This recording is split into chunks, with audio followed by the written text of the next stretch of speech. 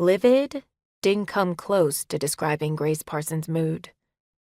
Hours earlier, Rose Hamilton had been dangling precariously over the cliff at Devil's Slide.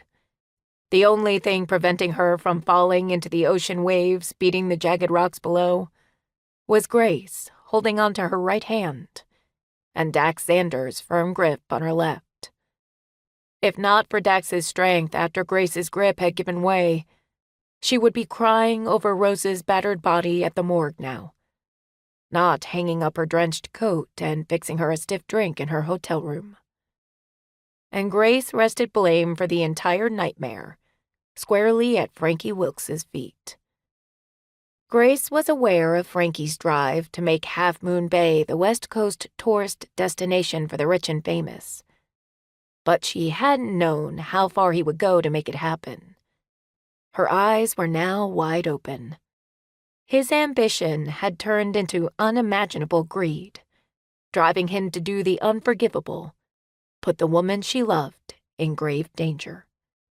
She had no option but to correct her enormous lapse in judgment, after tending to Rose. "Here, drink this." She handed Rose a tumbler she'd filled with a generous portion of whiskey. "It will calm your nerves." "I'm fine, really." Rose accepted the glass, but her hands didn't shake as much as Grace expected they would, following a near-death experience. "Well, I'm not."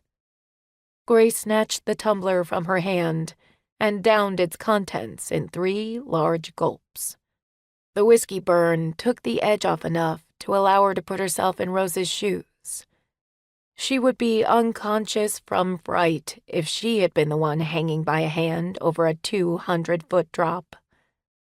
But Dax had calmed her with a single touch moments after pulling her to safety.